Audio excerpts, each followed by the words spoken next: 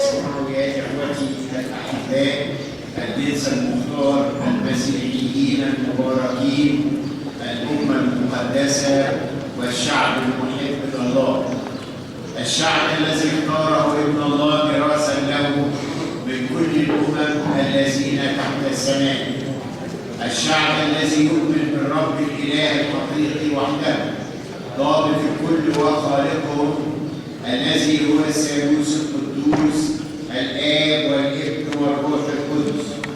انصتوا أيها الأحباء إلى العجائب العظيمة التي نقلتنا من ظلمة عبادة الأوثان إلى معرفة الإله الحقيقي العجيب الممجد إلى الأبد. فاسمعوا ما جرى بيني وبين الحكماء إخوتي الأثينيين، كما أنار علينا الله الكلمة الحقيقي نحن الأمم الأثينيين في الوقت الذي كان فيه الكلمة المتجسد معلقا على الصليب المكرم، إذ صلبه اليهود الأشرار غير المؤمنين، فتألم بالجسد ومات لأجل خلاص البشرية.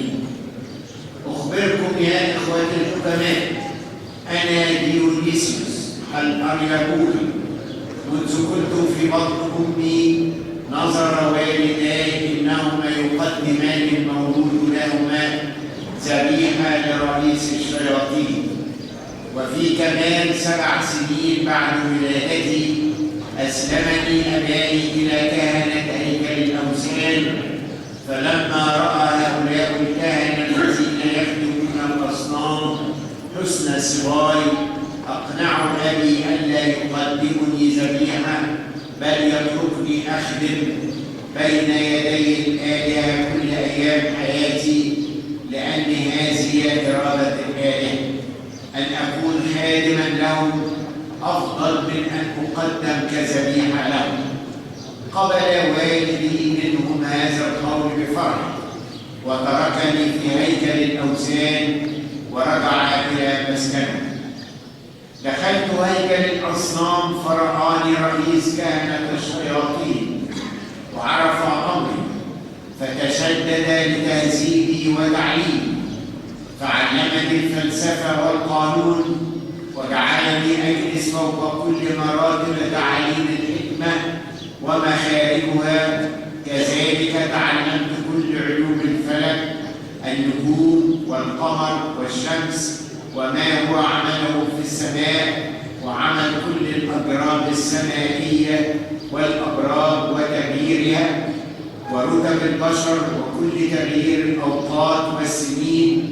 وتعلمت أيضا كل حركات الرياح والمياه العلوية والمياه السفلية وكل الاهتزازات الأرضية، وتأدبت بكل هذه الآداب وكل الحكمة، فأحبني الحكماء وجعلوني مستحقا للجلوس معهم، ثم بعد ذلك أعطوني سلطانا لأكون مقدما عليهم.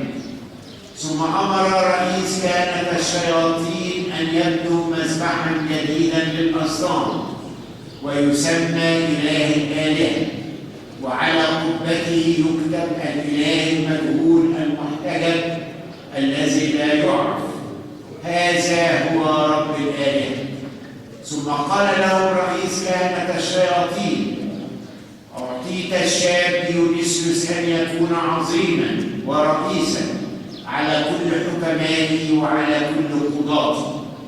وحدث مرة أن أحد الكهنة طرح كاهنا آخر فصدم أحد الأصنام فوقع وانكسر عنقه، فحدثت ضجة عظيمة بسبب ذلك، وأرادوا قتل ذلك الكاهن لأنهم حسبوه قاتلا للآلهة، ومن أجل ذلك ذبحوا ذبائح لرئيس الشياطين ليعرفهم ماذا يفعلون. فظهر لهم وأمرهم أن يصعد ديونيسيوس ليحكم عليهم. أمرت أنا ديونيسيوس أن يجتمع كل الحكماء والكهنة في الملعب، أي الفناء المعد لمكان الحكم، وجلست على الكرسي الذهبي واجتمع أمامي كل عظماء المدينة والحكماء والكهنة، وجميعهم مصغون بآذانهم لسماع الحكم والقطع على ذلك الكاهن. وكان ذلك الأمر في وقت الساعة 6 من نهار يوم الجمعة. وكلنا لاحظنا أنه صار هدوء عظيم، والشمس وقفت في وسط السماء غير متحركة، وللوقت تزلزلت الأرض بغتة، وسقطت الأصنام كلها التي داخل المعبد وتكسرت جميعها، وصار نوء عظيم مخوف، وعجت الأرض كلها وسمع صوتها كصوت الحزان، وتزلزلت الجبال وتشققت الصخور، وكان الصوت كصراخ حزين صاعد منها، واظلمت الشمس وصارت ظلمة على الأرض، ورعدة من الساعة 6 إلى الساعة 9. ثم بعد ذلك انقشعت الظلمة وظهر نور الشمس مرة أخرى، فسألني كل الجمع أن أظهر لهم لماذا صار هذا الأمر. من ساعتي أخذت أبحث وأفتش في الأوقات والأزمنة، كما بحثت في علوم الفلك وأعماقها، فلم أجد في قوانين الطبيعة ما يسبب ظلام الشمس وزلزلة الأرض وكل ما فيها، فتعجبت جدا واندهشت وصرت قلقا. بعد ذلك قلت لتلميذي أن يحضر لي الأسطرلات، وهو جهاز يستخدم لمعرفة وتعيين ارتفاعات الأجرام السمائية والأوقات والجهات الأصلية، جهاز تنجيم وفلك. فلما أحضره لي فتشت وصورت العالم كله أمامي لأعرف حقيقة الأمر، وبقوة وحكمة لم أدركها نظرت بغتة منظرا روحيا، فرأيت السيد المسيح معلقا على خشبة الصليب، وفي أعلاها كتاب روحي مكتوب فيه: هذا هو الإله الحقيقي الذي لا يعرف، هذا هو مخلص جميع العالم، نزل على الأرض ولبس جسدا وصلب من أجل البشر بعد أن أهانوه وعروه وجلدوه، فهو تألم بإرادته لأجل خلاص العالم الضال. هذا هو رب السمائيين والأرضيين، هذا هو الجالس على الشيروبيم والممجد من السيرافيم، هذا هو الذي تبتعد منه كل القوات السمائية، هذا هو المخوف صانع الكل، هذا هو ابن الله الوحيد الذي في حضن أبيه. فلما فرغت من قراءة هذا الكتاب مزقت الثوب الذي كان علي إلى نصفين، وعندما رأى الكهنة ما صنعت خافوا جدا، فقلت لهم: أيها القوم، اعلموا أن الإله الخفي المجهول غير الظاهر للبشر ولا يستطيع أحد أن يقترب إليه تجسد وصار إنسانا، وفي اليوم المعلوم لديه الذي صارت فيه الظلمة وتزعزعت الأرض وتزلزلت الجبال وتشققت الصخور، أخذه اليهود والرومان وصلبوه على خشبة على جبل في أورشليم، بعد أن عروه وجلدوه وبزقوا في وجهه. ولأجل ذلك صار النور والظلمة والزلازل وكل ما رأيتموه، لأن الإله الذي تجسد تألم وصلب. ثم أنا ديونيسيوس كتبت هذا الأمر وسجلته باليوم والساعة وختمته بخاتمي وجعلته في صندوق عهد الأثينيين حفظا له لأنظر ماذا سيكون. ومن بعد 14 سنة جاء إلى أثينا رجل اسمه بولس ينادي ويبشر بالمسيح، فلما سمعوا الأثينيون هزأوا به وسخروا منه، ثم أتى إلي عظماء قائلين: إنسان غريب ذو شكل حسن وذو منطق وفي كلامه قوة، يبشرنا بواحد اسمه المسيح. وأنت تعلم نحن الأثينيين قوم متأدبون بالحكمة وأفضل من الجميع، وأنه ينادي بما لا يوافق عاداتنا ولا تعليمنا، وها هو يبشر في المدينة كلها: لهذا أتينا لعظمتك وأعلمناك بذلك. لما سمعت أنا ديونيسيوس ذلك أمرت أن يضرب جرس في المدينة ليجتمع الحكماء والكهنة ورؤساء المدينة وعظمائها إلى قاعة أريوسباغوس، ومن لا يأتي يحل به العقاب شديد. جاء الرؤساء والعظماء والحكماء وكل الكهنة وجلسوا أمامي، فأمرت أن يحضروا بولس أمامي، فلما أتى ومثل أمامي أمرت أن يتكلم.